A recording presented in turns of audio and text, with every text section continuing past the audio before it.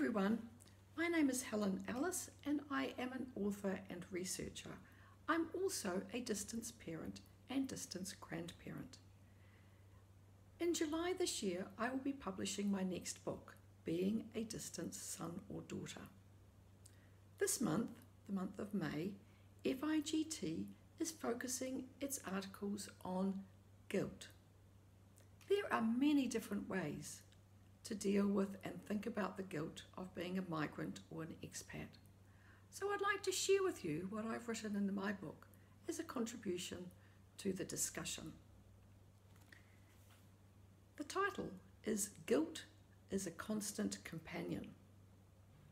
Professor Loretta Baldassar, who incidentally wrote the foreword for my first grandparenting book, says, "Guilt, guilt, guilt is what all migrants face." Psychotherapist and author of Maybe You Should Talk to Someone, Lori Gottlieb, says the following about guilt. Guilt is useful if it tells us that we've gone against our own internal moral code and helps us make better choices next time. Guilt is crippling if it comes from the outside and tells us that somebody else's ideas about how we should live are more important than our own. The minute you started to experience joy, you also experienced guilt, and the guilt won every single time. When guilt is discussed in the context of distance families, there are two types. First, the guilt generated by you, Gottlieb's internal moral code.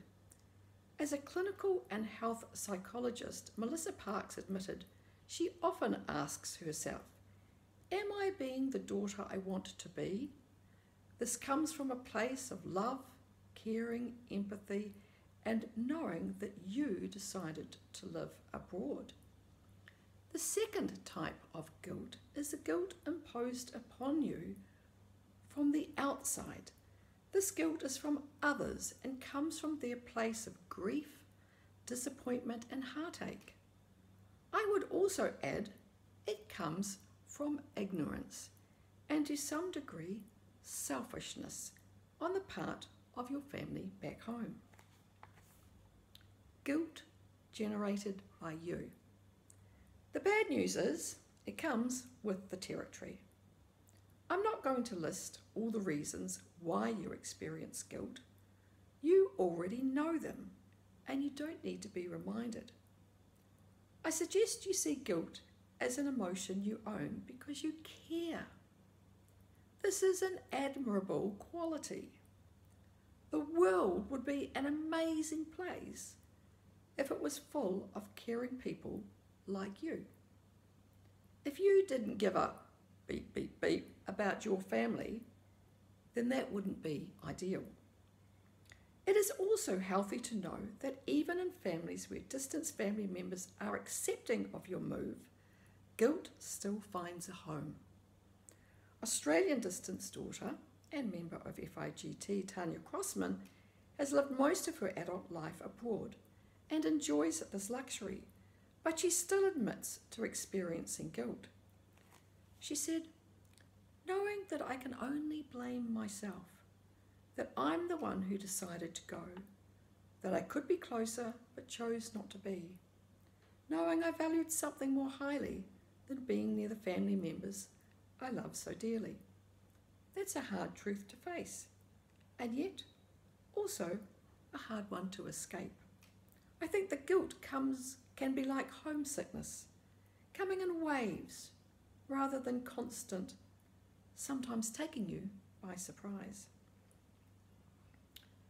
Likewise, my husband and I are very accepting of our geographically dispersed family, but that doesn't mean our kids don't feel pangs of guilt when they think about how little time we spend together and the magic grandchild moments we miss out on. Carol Hallett-Hobbs, an expat life mentor and consultant, reminds us that the guilt for distant sons and daughters doesn't stop with a left behind family. There's the guilt of children who may not settle well or who are struggling with schooling and or a new language and just plain missing their grandparents. If you're a parent at home or abroad, guilt is ever present. Guilt imposed upon you. This is real and too often showered upon distant sons and daughters by those who love them the most. The emotions of your distant parents, grandparents and friends are not your responsibility. But while that's fine in theory, it's easier said than done. The guilt imposed on distant sons and daughters is reflected in the language of their parents and grandparents. In being a distant grandparent, I talk frankly about the less than helpful language that they sometimes use when communicating with their family from afar. I call it the 3 H's, the language of progressive acceptance. As they grow in their acceptance of their situation, their language improves. The 3 H's have 3 levels. The first level is the harmful language, where they say things like, "How dare you take my grandchild to the other side of the world? What is wrong with this country? Do we not have any say in your decision?"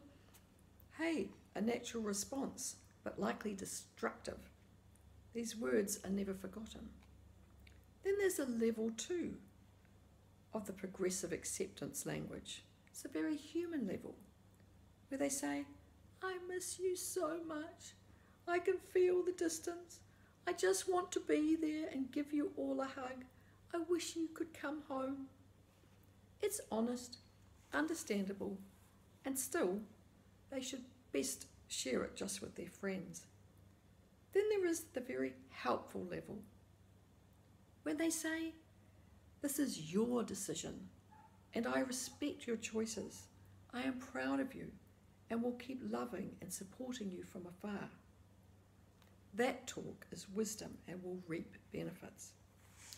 Distant parents and grandparents who've read the 3 H's have commented along the lines of, "I needed to read this," or "I'm level 2 and that's not helping." A sad byproduct of having parents who shower distant sons and daughters with guilt is that you share less with them. Their actions are understandable because it's all too hard, but as a result, distant parents and grandparents end up out of the loop about what's going on, and most times they don't know why. Thank you.